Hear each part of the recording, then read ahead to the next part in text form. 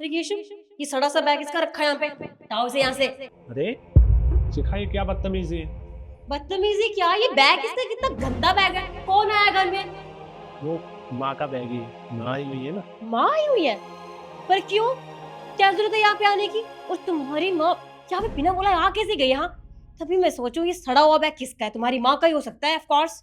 अरे तो क्या हो गया, वो आ गई तो खैर कोई बात नहीं। तुम एक काम करो, ये बैग ना उनके कमरे में रख दो ले जाकर। के कमरे में? उनका कौन सा कमरा आ गया? देखो केशव, सीधी साफ बात, तुम्हारी माँ इस घर में नहीं रहेगी, समझे तुम? उसे बोल दो कि अभी ये अपना उठाए और निकले यहाँ से। शिखा, तुम पागल हो क्या? थोड़ा धीरे बोलो। अरे वो सुन लेगी तो खामखा बुरा मान जाएगी। तो अच्छी बात है, मैं सुनाने के लिए ही बोल रही हूँ। और मैं अच्छी से समझ गई हूँ तुम्हारी माँ यहाँ क्यों आई है। तुम्हारे छोटे भाई की शादी हो गई है, बहू रानी आ गई होगी, और पक्का उन्होंने माँ के कान भरे हैं कि वहां जाओ अपने अमीर बेटे के पास, बहुत पैसे है उसके पास, जाके उसे परेशान करो, और उसकी बहू को भी, है ना? अच्छे से जानती हूँ, वो सेवा नहीं कर सकते तो मैं भी सेवा नहीं कर सकती, मुझसे कोई उम्मीद मत रखना तुम। अरे शिखा, ऐसी बातें क्यों कर रही हो तुम? ऐसा कुछ भी नहीं है। वो बस आई है, कुछ दिन रुकेंगी और उसके बाद चली जाएंगी बस। तभी मैं सोचूं आते इतनी बदबू क्यों आ रही थी, और वो खाना क्यों बना रही है?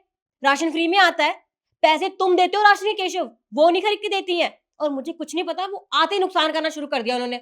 अभी कभी बोलो जा यहाँ से, वरना मैं यहाँ से जा रही हूँ, क्योंकि मुझसे बर्दाश्त नहीं होगा। अरे शिखा, वो हमें परेशान नहीं करेंगी। और तुम्हें पता है, अभी रसोई में वो हमारा फेवरेट खाना बना रही है। मुझे कुछ नहीं पता केशव, तुम अच्छे से जानती हो मैं ऑफिस जाती हूँ, तुम भी ऑफिस जाती हो।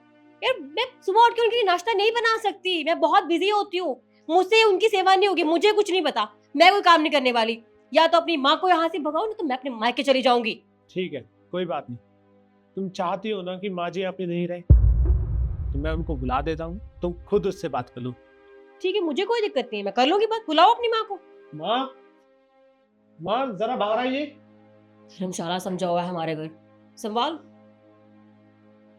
माँ, आप आई हुई है? मुझे लगा मेरी सास आई है। आपने मुझे फोन क्यों नहीं किया आने से पहले? फोन किया तो था, पर तूने कहा कि तू बिजी है, बाद में बात करेगी, इसलिए मैंने दामाद जी के पास फोन किया और दामाद जी मुझे स्टेशन लेने के लिए आ गए। अरे काफी टाइम हो गया था, मन कर रहा था तुझसे मिलने का, तुझे देखने का, इसलिए बस कुछ दिन यहाँ रहने के लिए चली आई।